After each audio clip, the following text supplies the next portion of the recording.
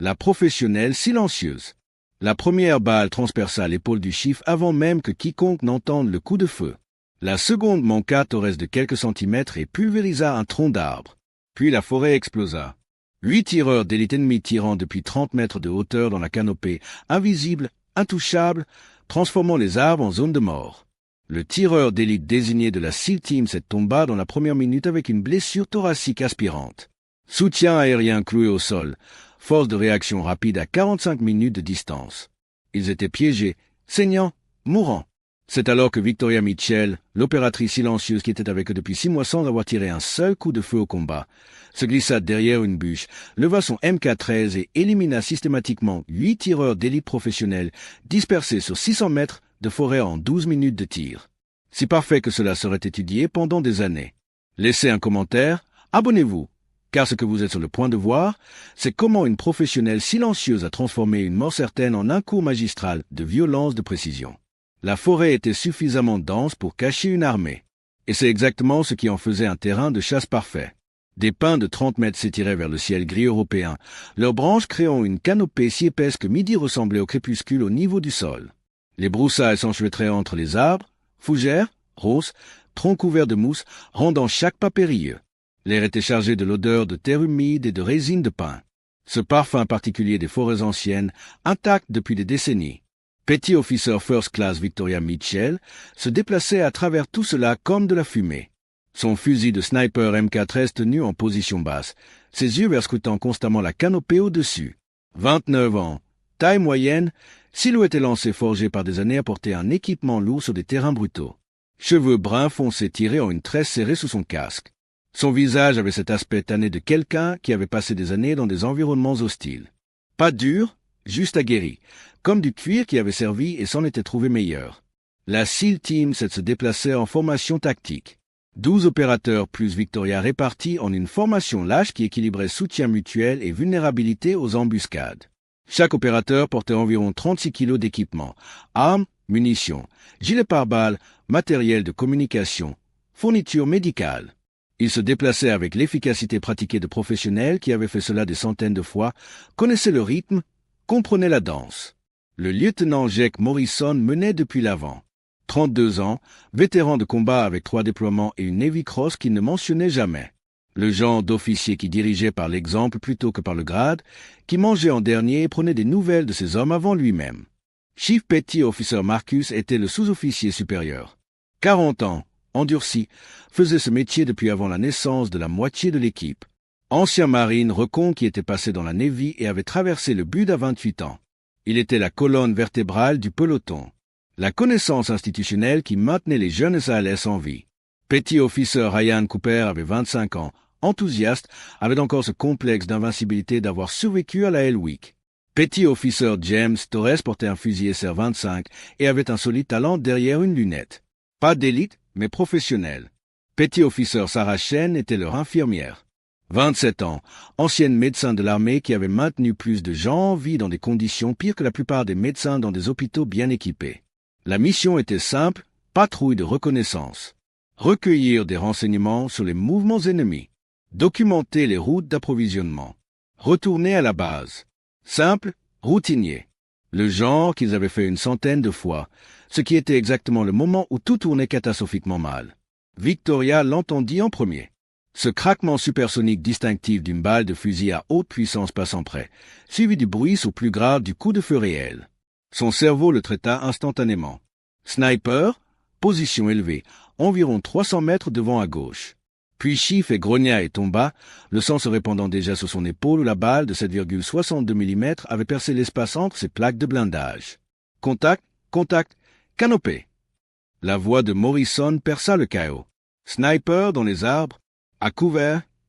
L'équipe se dispersa avec une efficacité entraînée. Chaque SEAL trouvant une couverture tout en essayant de localiser des menaces tirant depuis des positions qu'il pouvait à peine voir. Une autre balle siffla près de la tête de Cooper, si proche qu'il sentit l'onde de pression, s'encastrant dans un arbre derrière lui avec un bruit sourd et charnu. Victoria se laissa tomber derrière un pin massif tombé. Son esprit traitait la situation tactique avec un calcul froid.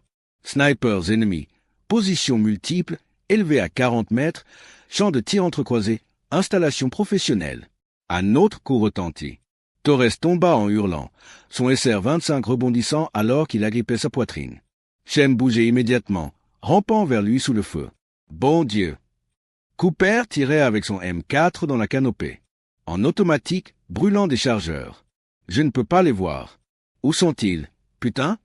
Morrison essayait de coordonner, essayait d'établir une supériorité du feu, mais on ne pouvait pas supprimer ce qu'on ne pouvait pas voir. Torres, rapport? La voix de Chen revint, tendue par le stress. Blessure thoracique aspirante. Il est critique. J'ai besoin d'une évacuation sanitaire immédiate. Morrison appuya sur sa radio vers la base. Base, ici c'est à 1. Nous sommes en contact avec des snipers ennemis. Positions multiples. 2 urgences chirurgicales, une chirurgie de routine. Demandons QRF immédiate et soutien aérien.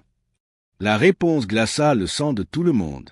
C'est à 1, la QRF la plus proche est à 45 minutes. Moyens aériens cloués au sol en raison de la météo. Évacuation médicale non disponible. Vous êtes seul. Recommandons rupture de contact et déplacement vers point d'extraction Delta. 45 minutes. Torres saignerait à mort en 15. Et avait besoin d'une chirurgie en 30. Et rompre le contact signifiait se déplacer à travers une forêt où les snipers ennemis avaient prépositionné des zones de mort. Ils étaient piégés. Victoria regardait Chen travailler sur Torres, regardait essayer d'appliquer une pression sur sa propre blessure avec des mains tremblantes de choc. Regardait Cooper et 3 autres SOLS tirer à l'aveugle dans la canopée, gaspillant des munitions sur des cibles qu'ils ne pouvaient pas voir. C'était exactement le genre de situation pour laquelle elle avait été formée. Le genre de scénario qui avait été tout son monde pendant 2 ans avant qu'elle ne soit transférée à la Team 7. Elle ne l'avait juste mentionné à personne. La voix de Morrison sur les coms, essayant de paraître calme, mais Victoria entendait la tension. Tous les éléments, nous devons identifier les positions des snipers et les neutraliser. Nous ne pouvons pas bouger et nous ne pouvons pas rester. Nous avons besoin que ces snipers disparaissent. Victoria prit sa décision. Morrison, appela-t-elle, sa voix perçant le chaos avec un calme surprenant. J'ai besoin de 30 secondes de tir de suppression intense dans la canopée. Pas besoin que ce soit précis. Juste besoin que ce soit bruyant et qu'il garde la tête baissée. Morrison la regarda depuis sa position derrière un arbre à 20 mètres. Même dans le chaos, même avec des gens qui saignaient et mouraient, il enregistra quelque chose dans sa voix. Une certitude absolue qui le fit s'arrêter. « Mitchell, qu'est-ce que vous... » ?»« Monsieur, je peux neutraliser les snipers, mais j'ai besoin d'un tir de couverture pour me repositionner, et j'ai besoin que tout le monde se taise et me laisse travailler. Pouvez-vous me donner ça ?» Quelque chose dans ses yeux fit réaliser à Morrison qu'il regardait quelqu'un de différent de l'opératrice silencieuse qui avait été dans son équipe pendant 6 mois. C'était quelqu'un d'autre, quelqu'un de dangereux. Combien de snipers? Demanda-t-il. Victoria avait déjà compté. 8 positions, toutes élevées, champ de tir qui se chevauchent, installation professionnelle. Et vous pensez pouvoir éliminer 8 snipers? Je sais que je peux, monsieur. J'ai juste besoin que vous me fassiez confiance. Morrison regarda Torres, le sang trompant les pansements compressifs de Chen. Regarda et devenir de plus en plus pâle minute après minute. Regarda son équipe clouée au sol et mourante. Tous les éléments, aplatit-il. Tir de suppression dans la canopée à mon signal. Soutenu pendant 30 secondes, puis cesser le feu à mon commandement. Mitchell va travailler. 3, 2, 1, marqué. 6 SALS ouvrirent le feu simultanément, déversant un tir automatique dans les arbres dessus. Ce n'était pas visé.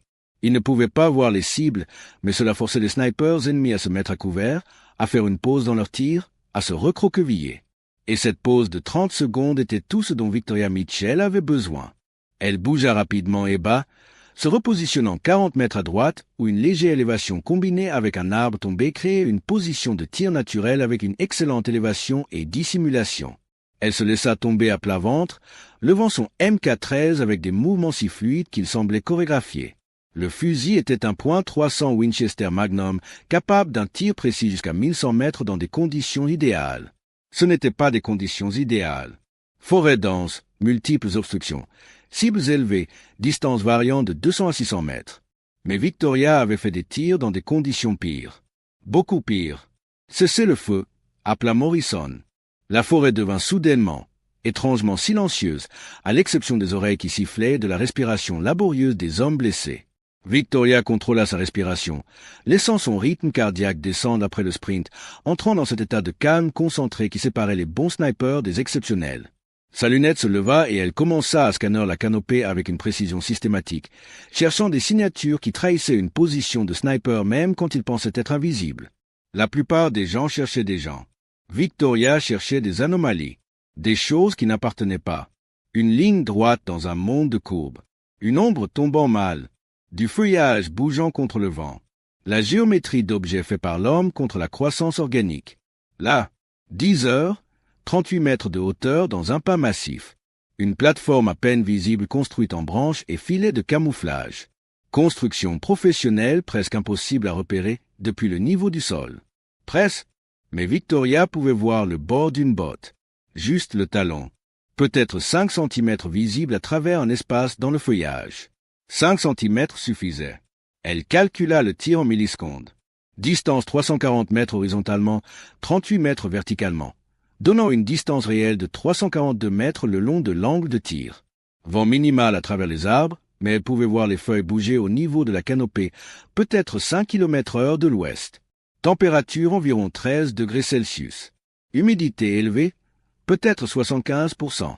L'angle signifiait qu'elle devait ajuster son point de visée plus bas qu'un tir de niveau à la même distance. Le réticule de sa lunette se posa sur un point 15 cm en dessous de l'endroit où elle avait vu la botte. Pas sur la botte, c'était une couverture. Sur l'endroit où le corps devait être en fonction de la position de la botte. Elle était dans ce moment parfait entre deux battements de cœur. Quand le corps était immobile, quand la respiration avait fait une pause, quand le monde se rétrécissait à l'espace entre le réticule et la cible. Son doigt rattrapa le mou de la détente doucement, régulièrement. Pas de secousse, pas de tressaillement. Elle tira. Le MK-13 recula contre son épaule avec une force familière. À travers sa lunette, elle ne vit rien pendant un moment, puis vit une silhouette basculer vers l'avant depuis la plateforme dissimulée. Le corps dégringola à travers les branches, s'écrasant à travers le feuillage qu'il avait si parfaitement caché, heurtant le sol de la forêt 38 mètres plus bas avec un son qui fit sursauter tout le monde. Un d'éliminé, cette affaire. Mais maintenant l'ennemi savait que quelqu'un les chassait. Les snipers restant s'ajustèrent, devenant silencieux, devenant immobiles, devenant encore plus difficiles à trouver. Victoria bougeait déjà, glissant en arrière et se repositionnant 30 mètres à gauche. Ne jamais tirer 2 fois depuis la même position. Doctrine fondamentale du sniper inculquée en elle jusqu'à ce que ce soit un réflexe. Sa nouvelle position était derrière un amas de grands rochers, offrant une excellente couverture tout en maintenant de bons champs de tir dans la canopée. Elle s'installa, lunettes levées, scrutant avec une précision patiente. La forêt semblait vide. Rien ne bougeait, aucune cible visible. Mais Victoria savait qu'ils étaient là. Elle avait compté 8 positions avant que les tirs ne commencent. Suivi les éclairs de bouche et les impacts. Construit une carte mentale de où chaque sniper ennemi devait être en fonction de leur champ de tir. Deuxième cible. 2 heures, 42 mètres de hauteur. Elle ne pouvait pas le voir, mais elle pouvait voir où il devait être. Une branche épaisse qui pouvait supporter un tireur couché avec assez de feuillage pour la dissimulation, mais des espaces permettant de tirer. Elle observa cette position avec une immobilité absolue, devenant partie du paysage. Sa forme camouflée se fondant avec les rochers et les ombres. 30 secondes passèrent. 60-90. Puis un mouvement. Juste quelques centimètres, mais la branche bougea légèrement sous un poids redistribué. Quelqu'un était là-haut, changeant de position, essayant d'obtenir un meilleur angle. La lunette de Victoria était déjà sur place. Elle observa, attendit, vit un espace dans le feuillage s'ouvrir pendant juste une seconde alors que les branches bougeaient. Dans cette seconde, elle tira. À travers sa lunette, elle vit l'impact. Centre de masse, exactement là où il devait être. La silhouette sursauta, puis tomba, dégringolant à travers la canopée de cette terrible façon au ralenti qu'ont les corps qui tombent. 2 d'éliminés, 6 à faire. La voix de Morrison sur les coms, avec admiration. « Mitchell, qu'est-ce que? Comment les trouvez-vous » Victoria ne répondit pas. Parler, gaspiller du temps, gaspiller de la concentration, pouvait trahir sa position. Elle laissa son fusil parler. 3e cible. 3 heures, 35 mètres de hauteur, distance environ 290 mètres. Celui-ci était intelligent. N'avait pas tiré depuis son premier coup, n'avait pas bougé, utilisait un excellent camouflage et restait absolument immobile. Mais Victoria pouvait voir le reflet de la lunette. Minuscule, presque imperceptible. Juste un éclair momentané alors que le sniper ennemi bougeait son fusil et que la lumière du soleil attrapait la lentille d'objectif. Ce minuscule éclair était une condamnation à mort. Victoria attendit, patiente comme la pierre. Le sniper ennemi bougea à nouveau, juste des millimètres, mais assez pour créer un autre reflet. Elle tira. 3 d'éliminés, 5 à faire. L'ennemi paniquait maintenant. Elle pouvait le dire par la façon dont il bougeait. Plus vite, moins prudent, brisant la discipline qui les avait rendus si efficaces initialement. La peur rendait les gens négligents. La peur les faisait commettre des erreurs. Victoria était sur le point de capitaliser sur chaque erreur qu'il faisait. 4e cible. 12 heures, 45 mètres de hauteur, distance 380 mètres. Celui-ci sortit complètement de sa couverture, essayant de se repositionner vers une meilleure position. Visible pendant peut-être 5 secondes alors qu'il se déplaçait le long d'une branche épaisse avec son fusil en bandoulière. Énorme erreur. Victoria le suivit en douceur, réticule suivant son mouvement, le devançant de quelques centimètres pour tenir compte de la vitesse et de la direction. Elle tira à l'apex de sa pause respiratoire, quand son corps était au plus immobile. La balle l'attrapa en plein pas. Il lâcha le fusil d'abord, agrippant sa poitrine, puis bascula vers l'avant. Son corps heurta des branches en descendant, rebondissant entre les membres comme une poupée de chiffon avant de s'écraser au sol. 4 d'éliminés, 4 à faire. Les snipers ennemis restants étaient devenus complètement silencieux. Ne ripostaient plus, ne bougeaient plus. Ils étaient soit extrêmement bien cachés, soit avaient décidé de réduire leurs pertes et de fuir. Victoria n'allait pas les laisser fuir. Elle se repositionna à nouveau, cette fois vers un terrain plus élevé où un affleurement rocheux lui donnait une meilleure élévation et des lignes de vue. De là, elle pouvait voir plus de la canopée, avait de meilleurs angles dans des positions qui seraient cachées depuis le niveau du sol. 5e cible. 9 heures, 32 mètres de hauteur. Celui-ci avait abandonné sa position et essayait de descendre le tronc d'arbre, bougeant aussi vite qu'il le pouvait tout en maintenant 3 points de contact. Mauvaise tactique. Dans sa hâte de s'échapper, il s'était rendu visible contre l'écorce de l'arbre. Victoria le trouva à mi-chemin, environ 15 mètres de hauteur, complètement exposé. Le tir était presque trop facile. Cible stationnaire à 310 mètres sans obstruction. Elle tira. 5 d'éliminés, 3 à faire. Morrison appuya sur sa radio.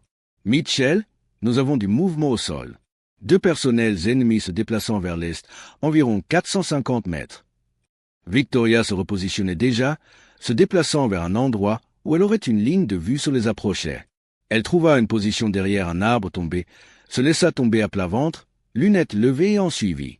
Les trouva. 2 silhouettes en équipement de camouflage se déplaçant à travers la forêt au pas de course, abandonnant leur position élevée et essayant de s'échapper à pied. Ils portaient des fusils mais n'utilisaient pas de couverture, ne pensaient pas tactiquement, couraient juste. Distance 520 mètres à travers une végétation dispersée. Tir difficile, mais Victoria en avait fait de pire. Elle suivit le premier coureur, calcula sa vitesse. Environ 6 mètres par seconde sur terrain accidenté. Le devança d'un mètre complet pour tenir compte du temps de vol. Compensa pour le vent qui était plus fort au niveau du sol que pour tirer dans la canopée. Tira. Le coureur s'effondra violemment, dégringolant vers l'avant avec l'élan, son fusil dérapant à travers le sol de la forêt. 6 d'éliminés, 2 à faire. Le dernier coureur, le 8e sniper, vit son compagnon tomber, regarda en arrière avec terreur, puis courut plus vite. Mais la peur le rendit stupide. Il courait en ligne droite, suivant une vieille piste de gibier, n'utilisant pas de couverture. Erreur fatale. Victoria le suivit, observa son schéma, calcula le point d'interception. Il augmentait la distance, maintenant 580 mètres, ce qui le plaçait près du bord de sa portée effective dans ces conditions. Elle compensa pour la distance accrue, pour le vent, pour l'angle alors qu'il se déplaçait légèrement en montée. Les mathématiques étaient complexes, mais elle n'y pensait plus consciemment.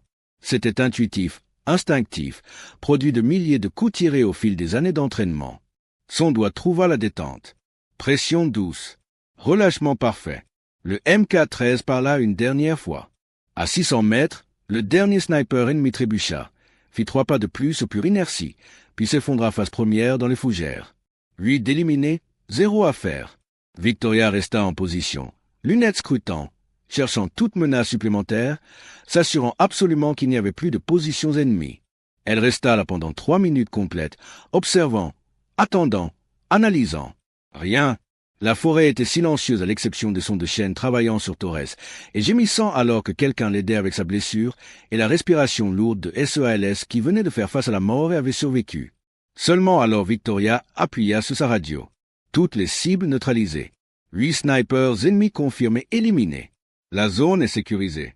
Recommande d'établir un périmètre et de traiter les blessés pendant que nous attendons la QRF. La réponse de Morrison fut immédiate, mais sa voix avait changé.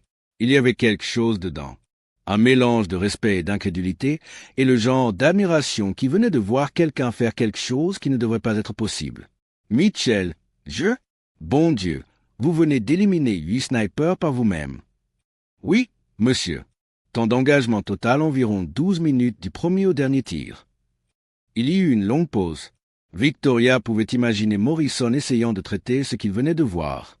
Tous les éléments, gardez les positions actuelles. Établissez un périmètre de sécurité. Shen, état des victimes? La voix de Shen revint, toujours tendue par le stress, mais plus contrôlée maintenant que les tirs avaient cessé. Torres est stable. Le saut thoracique tient. La respiration s'améliore. Toujours critique, mais il ne va pas mourir sur nous. Et arrêtez de saigner. La blessure est de part en part. N'a rien touché d'important. Il aura besoin d'une chirurgie, mais il est stable. Je peux les maintenir en vie jusqu'à l'arrivée de l'évacuation. Reçu. Mitchell, retournez en position. Je vous veux en sécurité au cas où il y en aurait d'autres là-bas. Roger. Victoria mit son fusil en bandoulière et retourna vers la position de l'équipe, empruntant un chemin détourné qui la gardait à couvert. En approchant, elle pouvait voir les autres SALS la regarder avec des expressions allant de l'incrédulité à quelque chose s'approchant de la révérence.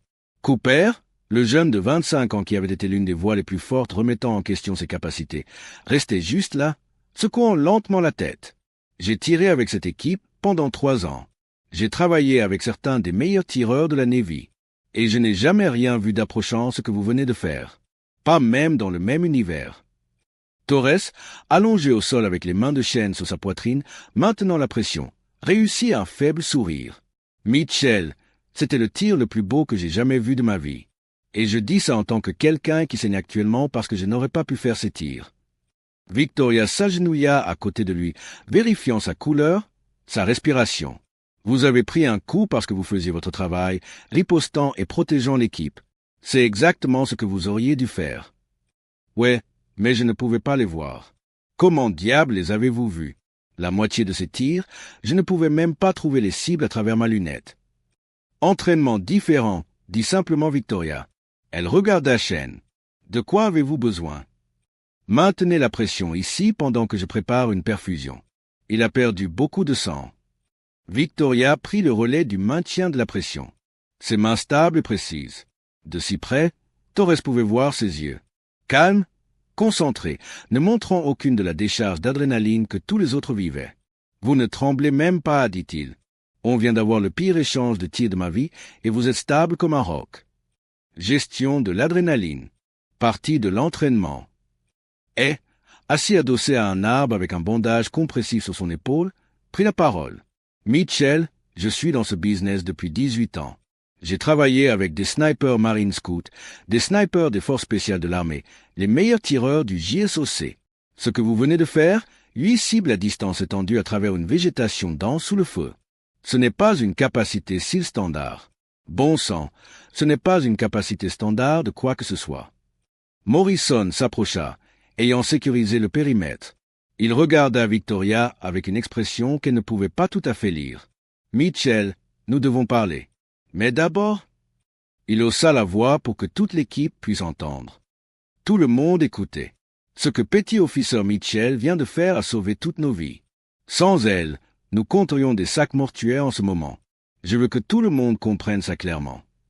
Il se retourna vers Victoria, voix plus basse. « Maintenant, qui êtes-vous vraiment ? Parce que la personne qui vient de faire ce que vous avez fait n'est pas la même personne qui est dans cette équipe depuis 6 mois sans tirer un coup au combat. » Victoria resta silencieuse un moment, choisissant ses mots soigneusement. « Monsieur, je suis exactement la même personne. Je n'avais juste pas eu de raison de tirer avant. Cette équipe n'avait pas rencontré de situation où le tir de précision à longue distance était la solution jusqu'à aujourd'hui. C'est des conneries, dis-et franchement. On n'apprend pas à tirer comme ça à l'école de sniper SEAL standard. On apprend ça ailleurs, quelque part de spécialisé. Victoria croisa le regard de Morrison. Monsieur, mon dossier de service a des lacunes qui sont classifiées. J'ai été affecté à une force opérationnelle interarmée pendant 2 ans avant d'être transféré à la Team 7. Cette unité se spécialisait dans les opérations anti-sniper. Chasser les snipers ennemis spécifiquement. Les missions sont toujours classifiées et je ne peux pas en discuter. Morrison digéra cette information. Une unité anti-sniper. Ça explique beaucoup.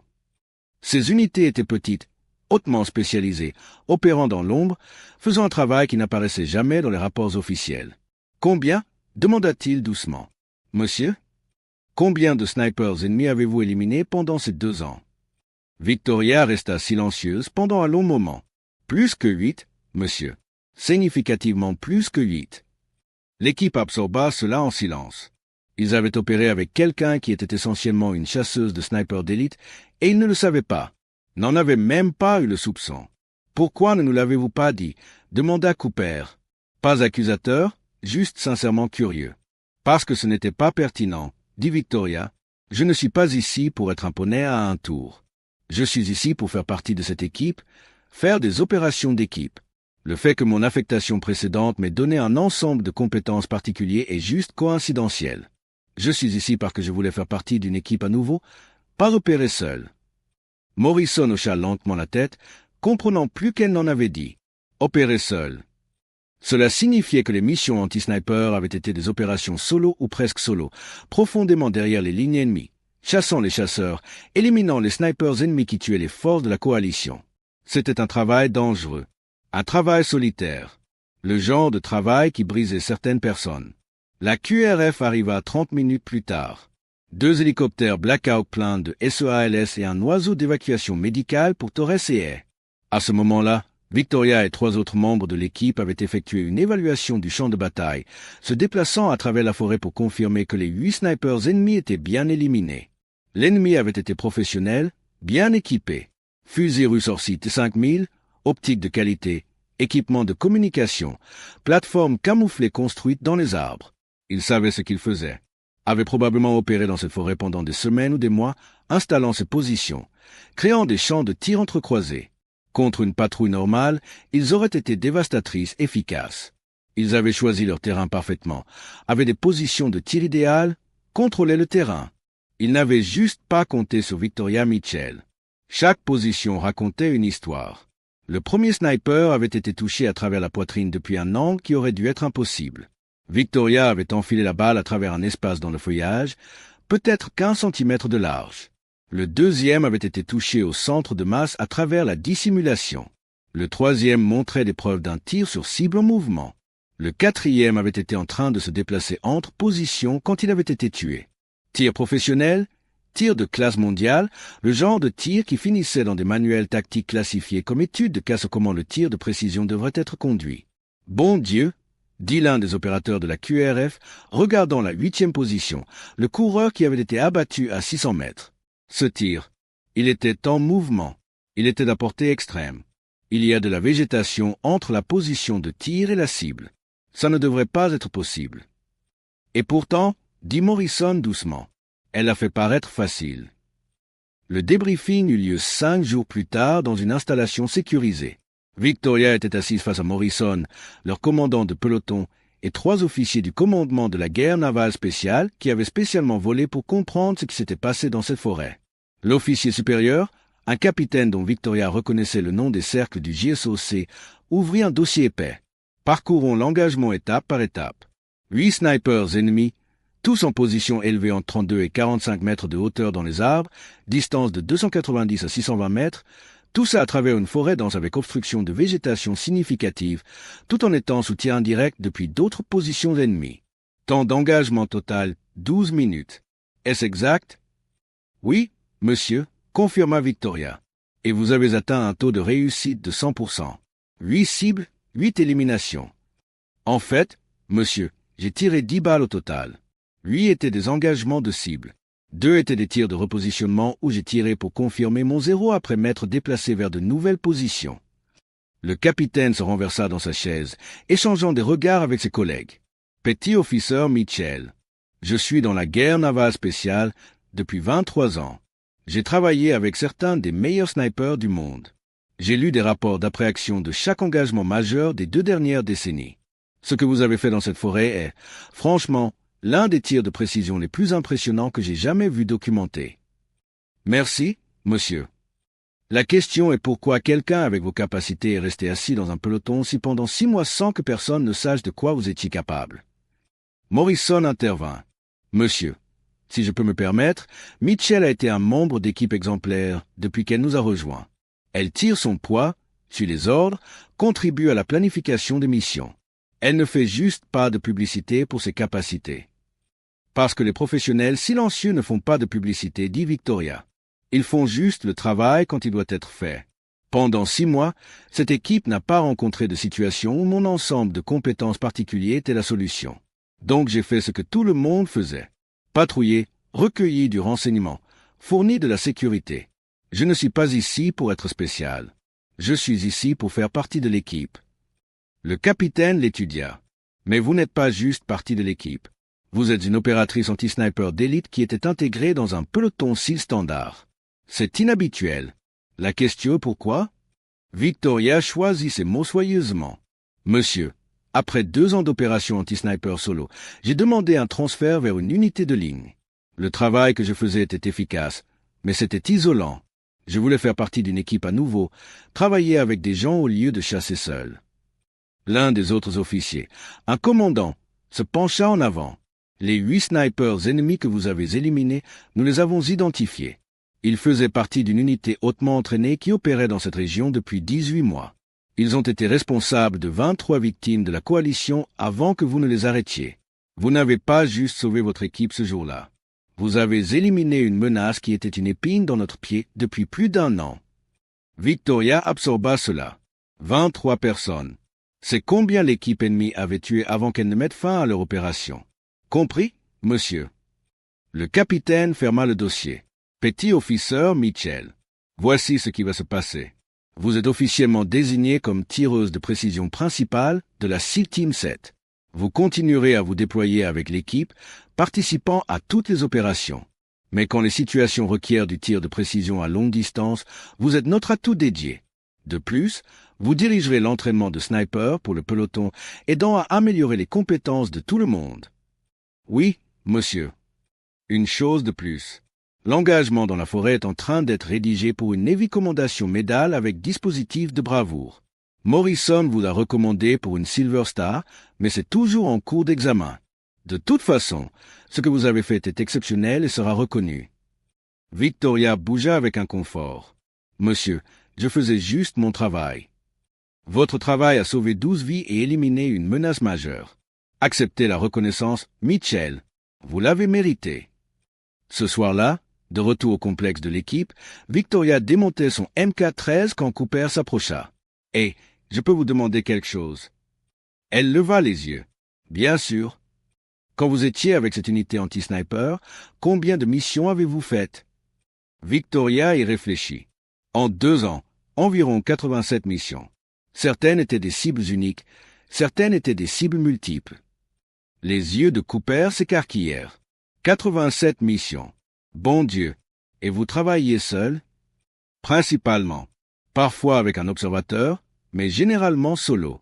Insertion profonde, observation de longue durée, élimination de précision des snipers ennemis qui tuaient nos gens.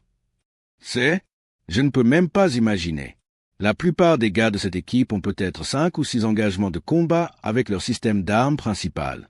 Vous aviez 87 missions de snipers spécialisés. C'était un type de travail différent. Nécessaire, mais pas quelque chose que je voulais faire pour toujours.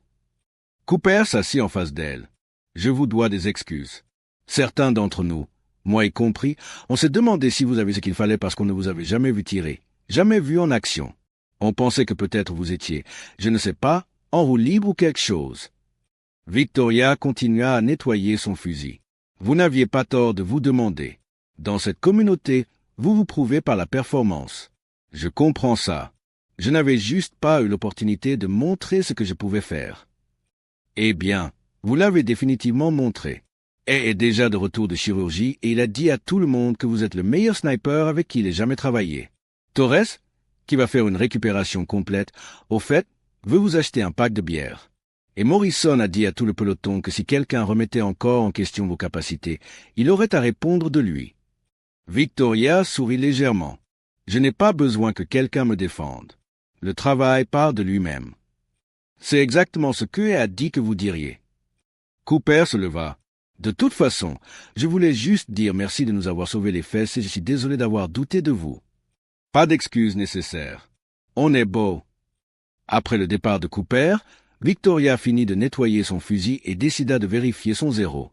Elle marcha vers l'installation de longue distance du complexe, un champ de tir qui s'étendait jusqu'à 1000 mètres, et s'installa à la ligne des 600 mètres.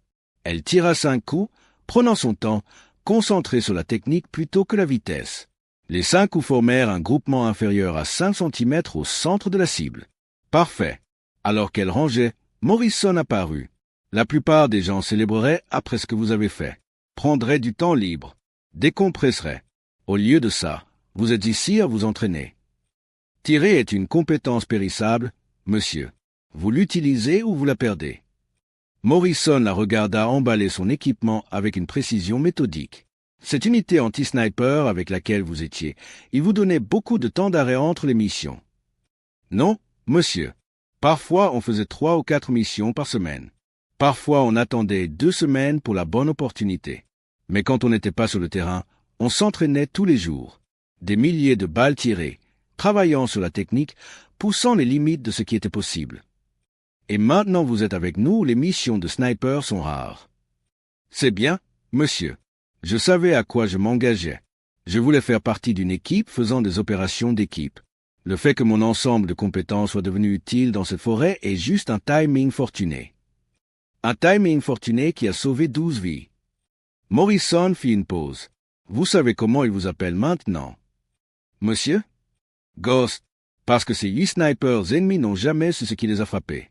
Vous étiez invisible pour eux jusqu'à ce qu'il soit trop tard. Victoria considéra cela. Je n'ai pas besoin d'un indicatif, monsieur. Trop tard? Ça a déjà pris. Toute la force opérationnelle connaît l'histoire. Le sniper que personne ne savait être un opérateur d'élite. La professionnelle silencieuse qui a éliminé 8 cibles en 12 minutes. Vous êtes une légende maintenant, Mitchell. Je préférerais juste être une bonne coéquipière, monsieur. Morrison sourit. Vous êtes les deux. Et c'est exactement ce qui fait de vous quelqu'un d'exceptionnel. Ils marchèrent ensemble vers le complexe, le soleil se couchant sur la forêt européenne qui avait failli être leur cimetière.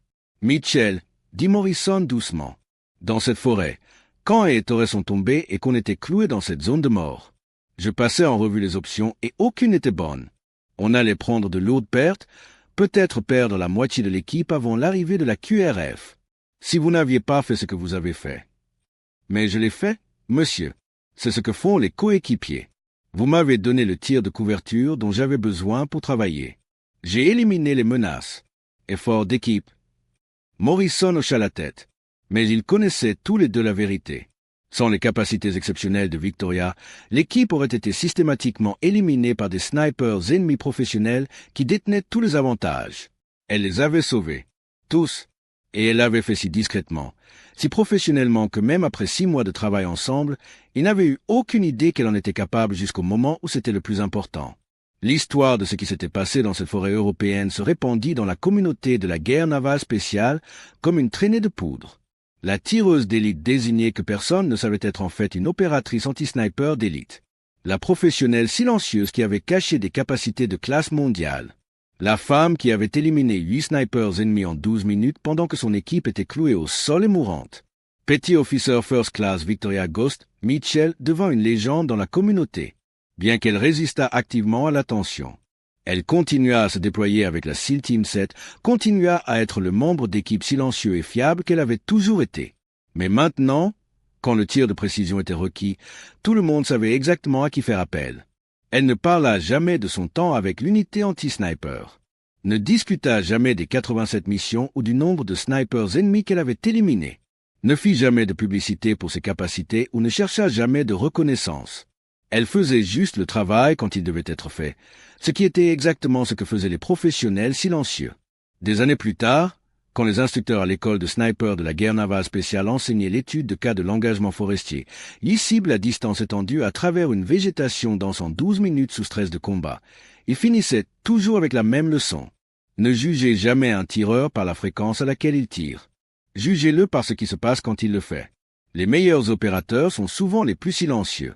Ils n'ont pas besoin de se prouver constamment parce qu'ils connaissent leurs capacités.